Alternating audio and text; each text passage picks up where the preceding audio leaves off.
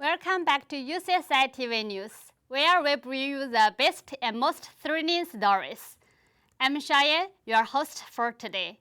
Throughout our show, we will be giving you a rundown on the hottest news topics, not only in Malaysia, but around the world too.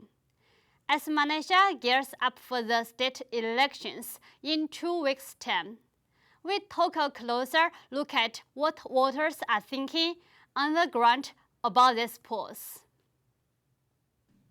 In the coming weeks, Malaysia will be hit with a sudden surge of election fever. State polls will be carried out in Selangor, Negeri Sembilan, Penang, Kelantan, Kedah, and Terengganu on the 12th of August. These elections will pit the ruling unity government parties, namely Barisan Nasional and Pakatan Harapan, against the main opposition, Perikatan Nasional. Prior to the dissolution of the respective state assemblies, Harapan had control over Penang, Selangor, and Negeri Sembilan, while Perikatan Nasional were firmly in charge of Kedah, Kelantan, and Terengganu. With the unity government yet to reach a year into its term, many see these state elections as a mechanism to gauge the public support for Prime Minister Anwar Ibrahim. As this round of state elections are separate from the federal level, the UCSI TV News team thought it'd be prudent to hear from several UCSI students and staff about the issue. I'm field reporter Benjamin Tiong from UCSI TV News, and today we'll be interviewing some voters about the upcoming state elections. Let's go. Will you be voting in the upcoming state elections? I am not sure, but most probably I might. Yes, I am. Yes. No, So where will you be voting? at Shiraz. My hometown in Kedah, Pendang. In Selangor, Sungai Buloh area. So why do you think we need to vote? I have no idea why we are voting. I just follow the majorities. Yeah. I have no opinion because I don't really have knowledge about the whole voting thingy. Because my mom called me too. I believe that this is a brilliant opportunity for everyone to play their role as a Malaysian. And I think this is actually the best way for us, by the way, to express ourselves, what we think about the country as well. And I would like to encourage everyone as well to go back and vote. So this is actually your brilliant opportunity to decide the future of this country, by the way. So again, my principle is actually very clear here. This is actually something that you need to, what we could call like opportunity that you need to, by the way, to take actually as a Malaysian. And for all Malaysian, I hope that you drive safe to your hometown. And yeah, may our country actually will go and develop better in future. Now, we have one of the highlights of the day as the UCSI TV News special report is our next news story. With international students coming to Malaysia and the UCSI University more and more, especially PhD students, we take a look at the issues that they face when getting used to the country. Taking you through this story will be our beautiful field reporter, Cheyenne. Everyone, welcome to the special report. Today we are going to discuss the Chinese PhD students studying in Malaysia. Purchasing a PhD is a significant academic journey for them, but for many international students, including Chinese students, they face a lot of issues. So today, let's dip into the struggles they face during their study in Malaysia. Many students mentioned the language barrier is the first obstacle they encounter. 我觉得中国人在马来西亚留学读博，也许会普遍遇到2个问题，一个呢就是语言关，我想我们读博士的这样的群体，应该年龄上也不小了，所以说在这样的一个阶段到国外来读博士，语言关是第一个关口。我来马来西亚读博面临到最大的问题，我想应该是语言问题。我上课听不懂老师讲课的内容，以及写论文的时候我不知道怎么表达。 We can say communication is very important. Besides that, adapting to a new culture can be challenging as well. Let's hear from these students. 第二个呢是我们从国内到国外读这样的博士，在学术方面，深度和宽度有了进一步的拓展。那么这个对我们来讲也提出了更高的要求。其次，我想我面临的最大的问题应该是文化的差异性。包括饮食的不习惯以及炎热的气候。When students struggle to overcome these issues, lecturers also have their observations and insights into this matter. The main issue for PhD students in UCSI University is their problem in communicating in English. I found it difficult to communicate with them without the translation device. So I hope they will improve their English by attending the communication class later. A few issues would be language proficiency. So a lot of them they can't speak. So yeah, and this is PhD. So you're doing a PhD in another subject. So that's going to be very difficult. Yeah. So even if the topic is simple, it's still hard. So imagine if the PhD is even harder. So that would be the main issue. The second issue would be the research. A lot of the research is based in China, but they're here. So that's the complicated part. So a lot of them have to come here to do the theoretical components, but the data collection has been done over there. So that's going to be an issue. All students are very good students. Sometimes some of them probably having issue to adjust themselves with our culture, and sometimes with the system as well. But as far as I'm concerned, once if the lecturer, like supervisors, give them some space, for them to learn and to understand about our culture and our system, they definitely going to flourish and thriving. That's actually from my point of view. Yeah. With the local news out of the way, we now take a look at the happening throughout the world. This next news story will look at the upcoming Maldivian elections, the charges faced by former US President Donald Trump, and the news from NASA. Here is a roundup of the latest stories from around the world. From Nuha Abdul Hamid. With the Maldivian elections coming up in September, the Maldivian government has started registration for voters around the country and those abroad. To ensure that every Maldivian has the ability to exercise their right to vote, the Maldivian government has started calling individuals who are of age. Those in countries abroad has their embassy to call them to ensure that they have signed up. With the upcoming election determining if Maldives stays a republic, a heavy emphasis is put on the importance to vote. The former US President Donald Trump has been charged with plotting to overturn his 2020 election defeat. He is accused of 4 counts including conspiracy to defraud the US, tampering with witness, and conspiracy against the rights of citizens. The indictment inquires into events surrounding the 6 January 2021 riot at the US Capitol. Mr. Trump, who is again running for president, denies any wrongdoing. The Republican politician has already been charged in 2 other cases, with mishandling classified files and falsifying business records to cover up a hush money payment to an adult entertainment star. The attack on our nation's capital on January 6, 2021 was an unprecedented assault on the seat of American democracy. As described in the indictment, it was fueled by lies. Lies by the defendant targeted at obstructing a bedrock function of the U.S. government, the nation's process of collecting, counting, and certifying the results of the presidential election. NASA hears a signal from Voyager 2 after accidentally cutting communications with it 2 weeks ago as flight controllers accidentally sent the wrong command, which shifted the spacecraft's antenna away from Earth and severed contact.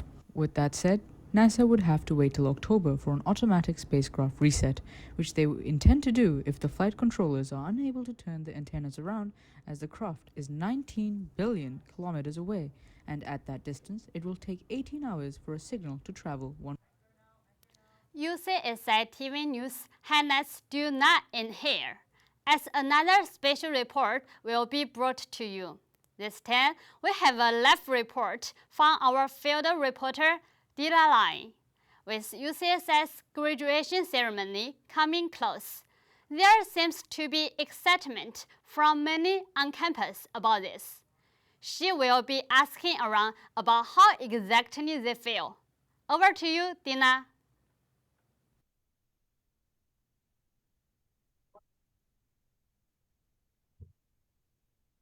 Hey, over here, over here.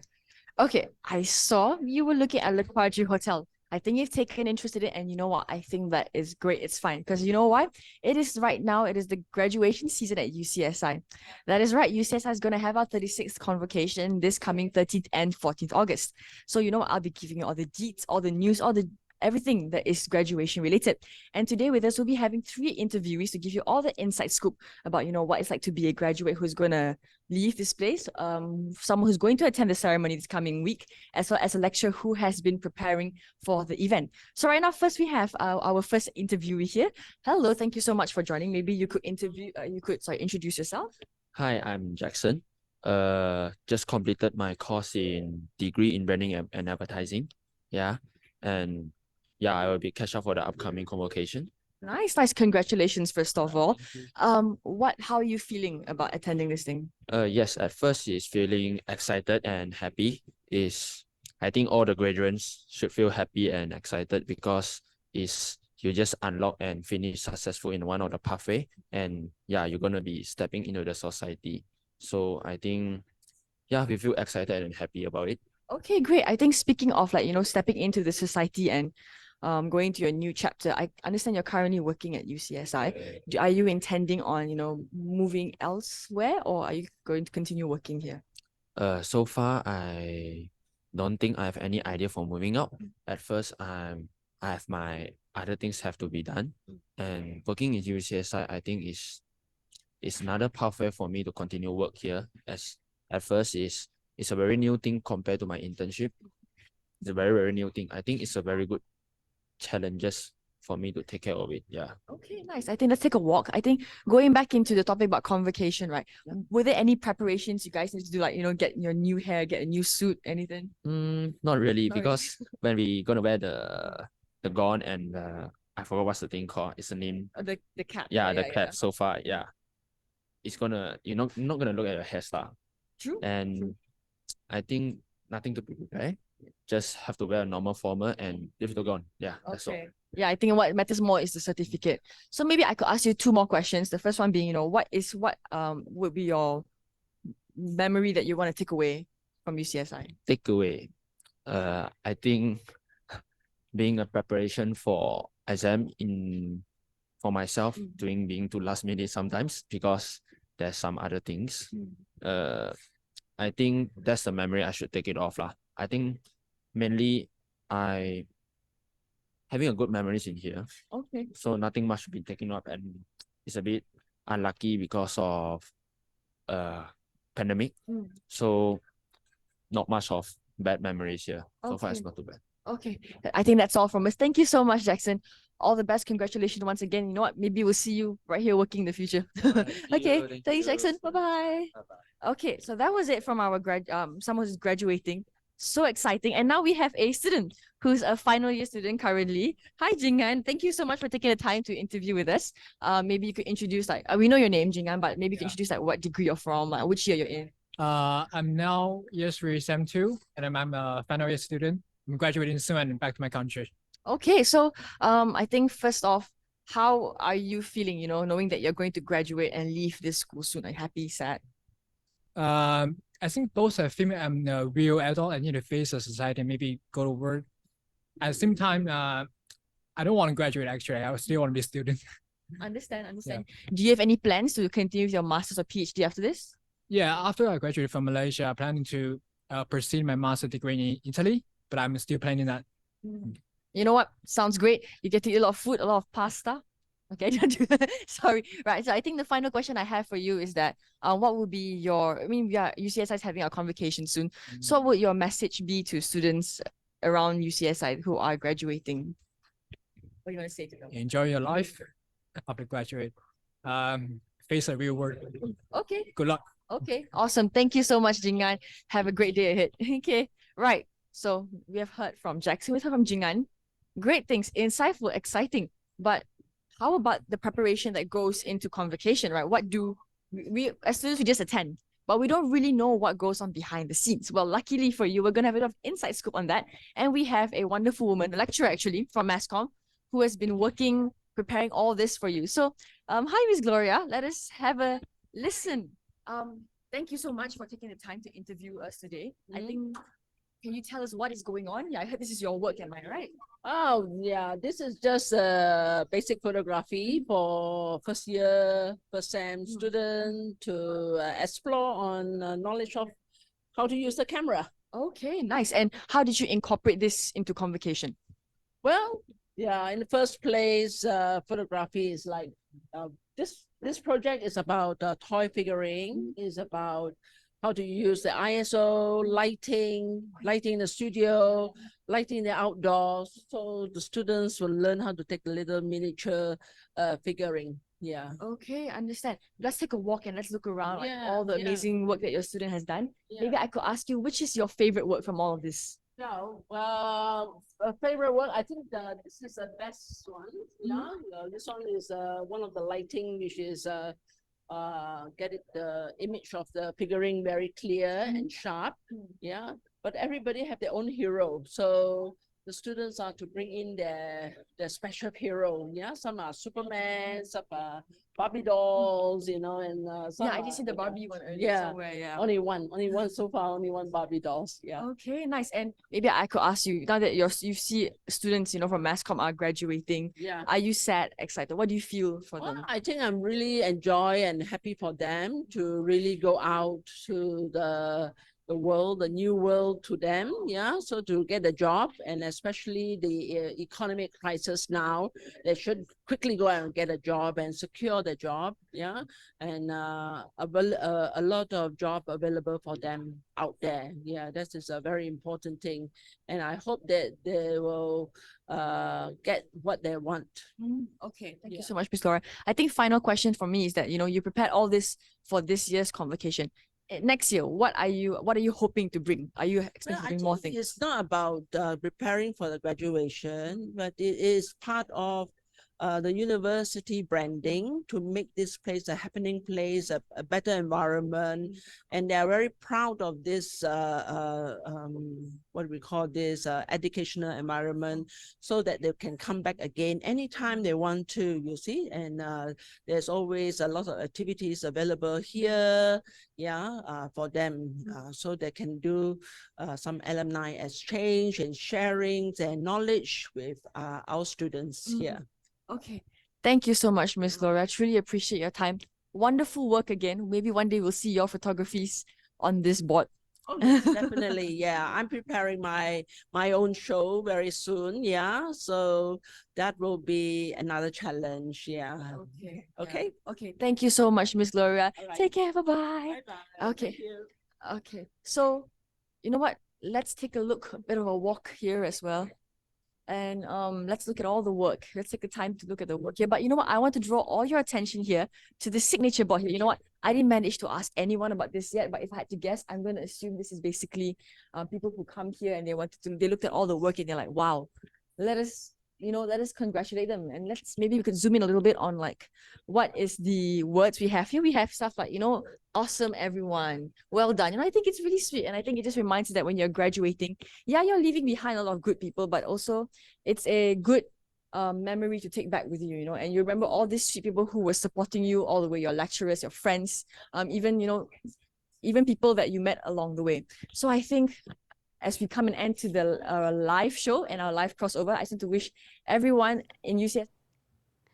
And with that, we have suddenly come to the end of our program. We hope that UCSI TV News has provided you with the best viewing experience today. Unfortunately, we regret to announce that this will be the last UCSI TV News broadcast for some time. We appreciate your support, and we were glad to give you the best news story. Goodbye. Once again, I'm Xiaoyan.